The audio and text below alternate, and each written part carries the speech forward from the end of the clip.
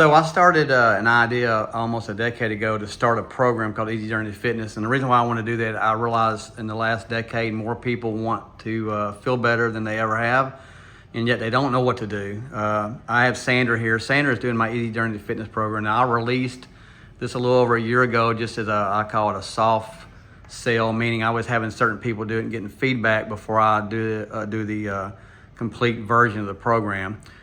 On my desk here, you'll see two notebooks. One's fairly thick, one's thinner. I literally had these printed because I wanted to understand that a lot of people, even though it's an online program, they want to have a tangible product in front of them, especially when it comes to workouts. But I had a lot of feedback, and one of them is this here, which is thicker, but every page will have a empty page on the side of the page that has the information so they can make notes. Why is that important?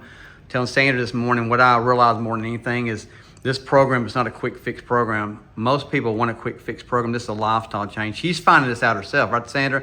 You've been doing this for a while. She's on, I think, page 60 something because life gets in the way, because it's really a very interactive program, meaning everything you're reading, you're seeing videos and so forth. But what I realize more than anything now, that when I release this final program, some people, Sandra, show them these notes you have here. You have notes on here of where you printed out some of the sheets over here like that right here, some of the workouts from the online program yourself. You can see they're all kind of bunched up and so forth. Why it's so important to make a hardcover a book for me is if somebody wants to purchase that with the program and have it, they can. Now they can do like she's doing and just maybe making copies of certain things like the workouts and stuff. But we're going to do a support deal, and I was telling her what she was pretty excited about, because everyone that I have so far that's done this program has a lot of questions. They're all different, and so what I want is to have a support class that we'll offer up here at Legends. Again, on the program itself, for people who don't live in the area, I say they can call me whenever they want to, and I'll be glad to answer a question, but I really want to be able to be with them. So we're going to start probably the mid-summer or end of summer. We're going to start support groups when I initiate the final part of this program out. And what we're going to do with it is we're going to have these support classes an AM, a middle of the afternoon, and a nighttime, so people can come with their questions and I can help them more with the program. Now, Sandra, I just want to ask you, I told her when she came this morning, she works out at the club in Atlanta, Texas, and she's there most of the time, but she had a lot of questions. So I wanted to take her through some exercises and make sure her form was good. But as we were talking, I was asking her to critique me. And so this is non-scripted. I just want her to tell, the benefits. And I was telling her the whole reason, again, for this program is I want to be able to aim at people, not advanced people like you see on all the social medias where they are seeing advanced program. I want to aim for the most people, like 8 out of 10 who walk into a fitness center don't know what to do. They know they want to feel better and look better, but they don't have a clue what to do, and they need to start off at the beginning, not the advanced level. So, Sandra, tell us a little bit about what you've experienced so far as the program itself. She's coughing because we just worked her tail out there just a second ago. Now, what was the question again? I want you to just give me an honest opinion of what you've thought about the program so far as what you've read, the videos. Oh. Again, and the follow-up. Me and you communicate a lot during the time you started, Yes. but just give us a feedback, just an honest feedback so far. I think it's an excellent program. And the fact that you can print the pages and underline and make notes and things like that and communicate with you through text or phone calls is really good. Like I say, it's a lifestyle change, so you gotta. Not a quick fix, is it? No. And I tell people the very first this program, y'all expect 5 or 6 weeks of doing this before you start seeing results, because we're not rushing. One thing I told Sandra too a while ago, I only expect people when they do this program, because there's a lot of detail. I call it a simplified, detailed version of fitness.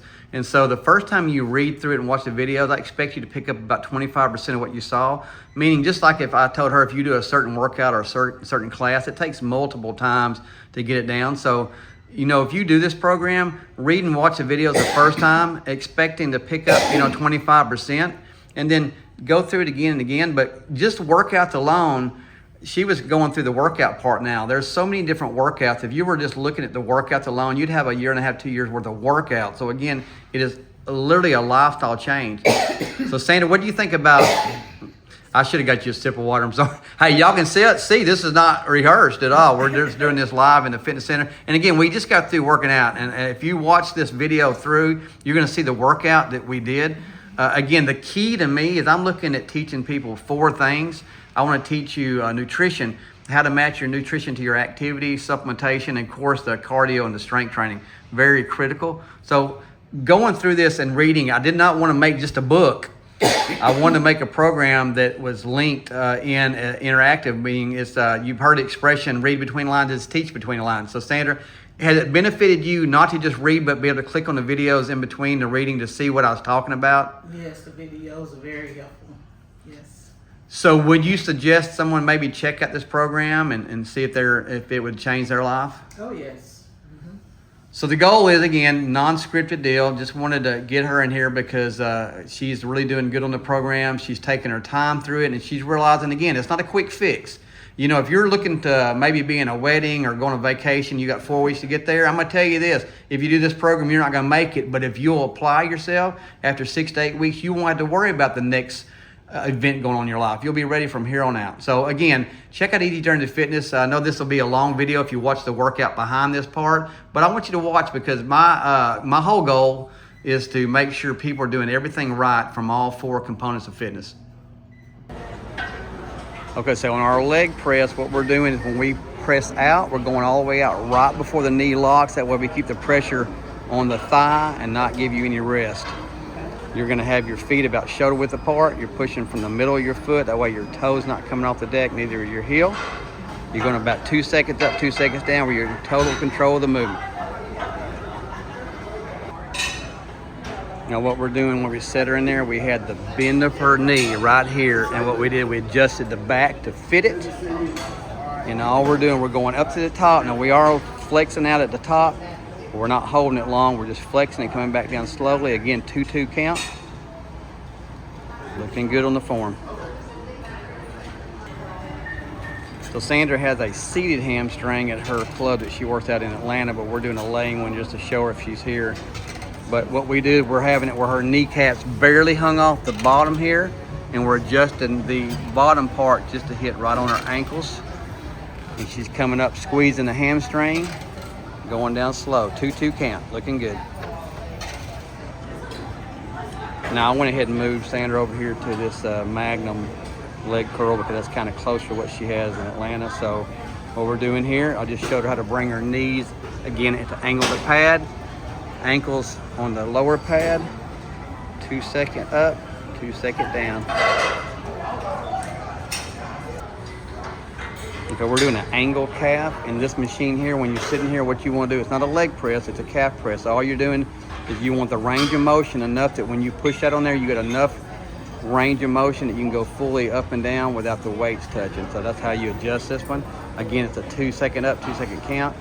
Most gyms that have standing calves will have a seated calf maybe back in the free weight area. So you want to check that if you can't do a standing.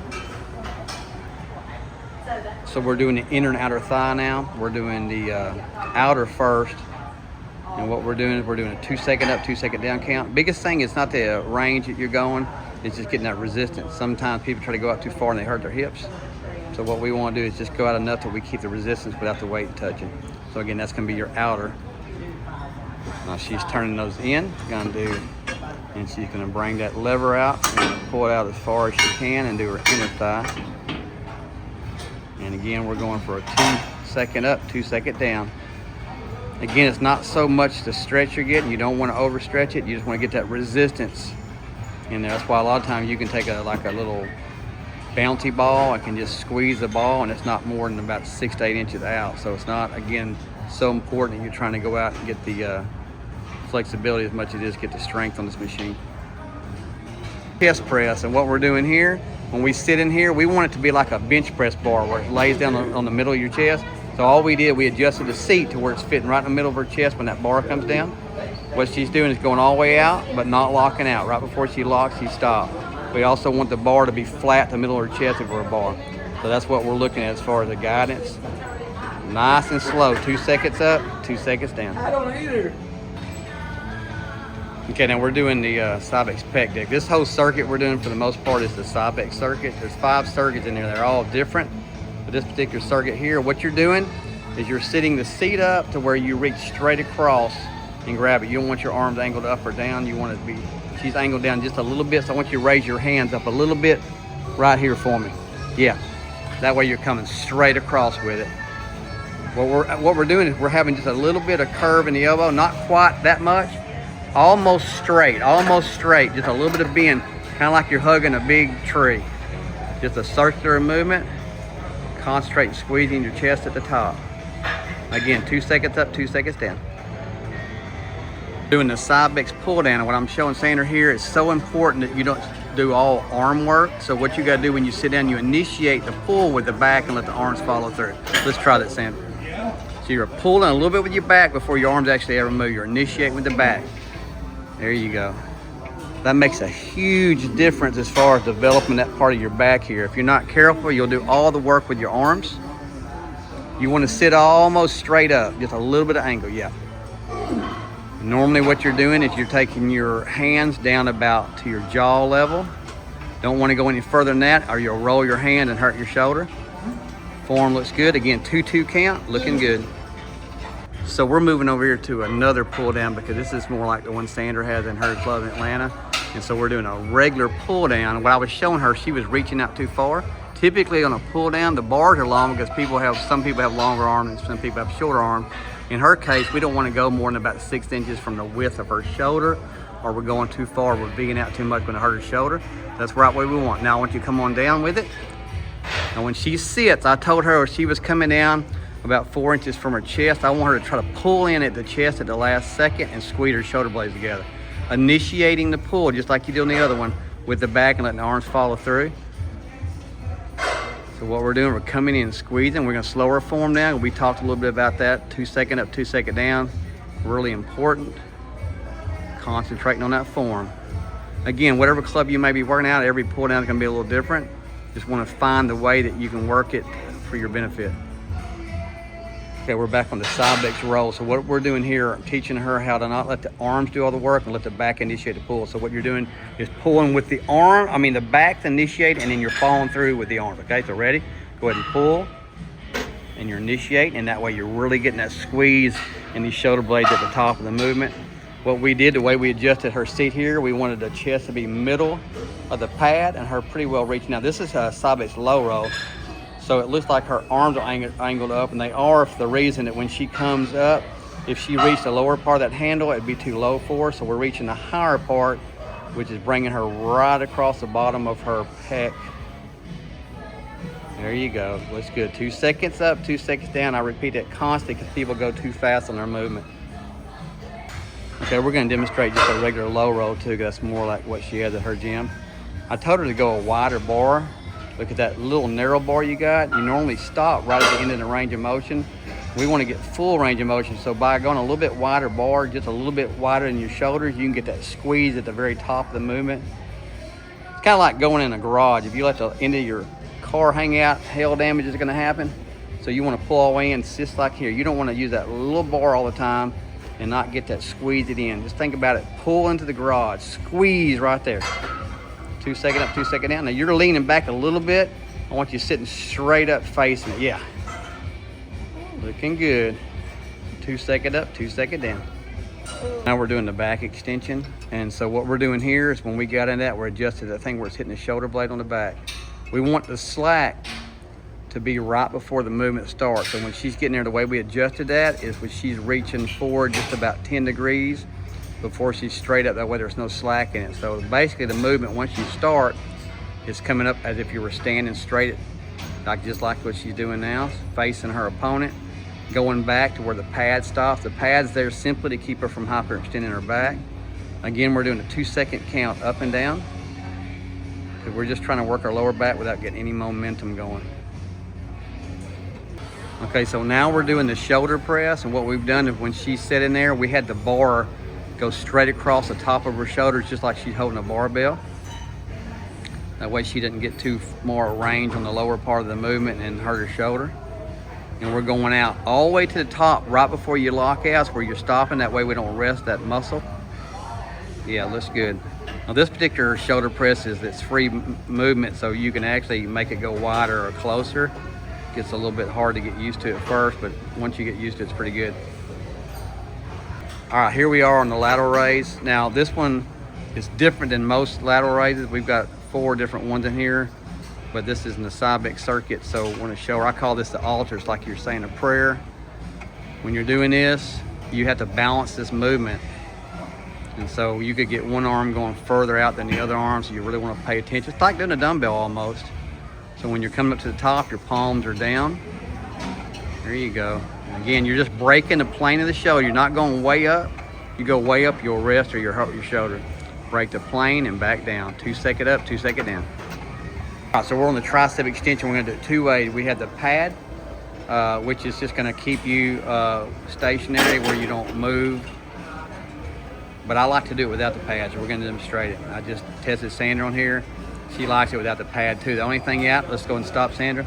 I'm gonna move these pads. Go ahead and come up. I'm moving your pad out from you. We're gonna do it. And then literally you just balance your elbows. As long as you hold your elbows straight, I like that a little bit better. I can focus a little bit more. So you can do it either way. Main thing is if you just concentrate on keeping your elbows from moving up or down, you can really get a good tricep extension on here. And again, concentrate on the 2 second up, 2 second down. So we're controlling the weight, it's not controlling us. Now the gym she works out in most of the time has a press instead of an extension. So what we're doing, we're going to demonstrate, make sure she's doing that good. Main thing on a tricep press, you don't want to flare your elbows out or you're going to do your shoulders more than you are your tricep. We want to keep our elbows in close to our side, come up 9 degrees, go back out. And in this case, you're flexing the muscle at the bottom, coming back up, 2 second up, 2 second down. Okay, so now we're on the bicep curl. The biggest thing about most bicep curl, they're going to have the pads angled. All you want to do is line the seat up so that your arm's not straight out. You want to match it with the movement of that pad, or the angle of that pad. She's perfectly positioned. You're almost going up to a full extension at the bottom, but a lot of times on a bicep curl machine you don't want to, or you jeopardize hyperextending that elbow or get tendonitis in it. So just almost to a full extension. Anytime you go full extension, you're just risking that elbow injury. Better if you're going to do full extension to use dumbbells. Again, 2 second up, 2 second down. So on this particular Cybex ab machine, it doesn't even look like an ab machine, so it's important that we learn the right way to do it. So I'm showing Sandra right now, there's no resistance on her abs. She's gonna engage it, so come forward. Right here, you felt it engaged. So she doesn't wanna come all the way forward or disengage again. So she wants to keep it in that sweet spot, which is about 30 to 40 degrees at the most. Every time she comes up, she wants to exhale. Speaking of that, on the forceful part of all the exercises, you normally wanna exhale on the forceful part, inhale on the easier part. And you'll get to where you match your breathing to your movement. The exhale should match the entire end of the movement. Inhale the same way. Looking good. We're still concentrating. Now sometimes on abs, I'll tell people they can go a little faster if they want to, but it's better to really be in control of that movement no matter what if you decide to go a 1-1 count instead of a 2-2 count. Okay, so the club she works out most times doesn't have a lower abdominal exercise, so I told her you just go to a slant board or a regular selectorized bench in the free weight area, whatever, and you just do seated knee ups like this. Important, if you're going to be doing a circuit, most of the time they're only going to have upper. We want to do lower also, and obliques if we can. But in this case, it's just a simple knee up, which you can lower, be the lower abdominal area. And typically, if you can, you want to do the lower before the upper. So in the circuit, when she's back, I want her to do lower and then go back to the upper. Yeah.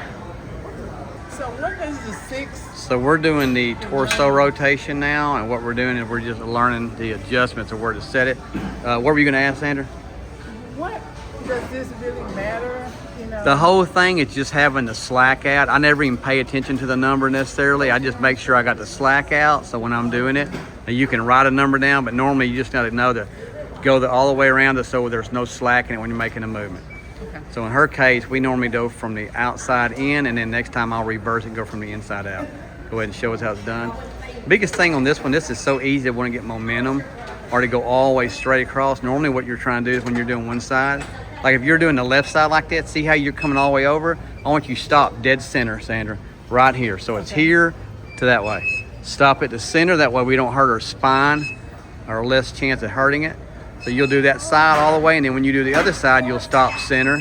And again, you make sure the slack's out. I apologize for the sound of this machine, y'all. Is that the machine or you, Sandra? No.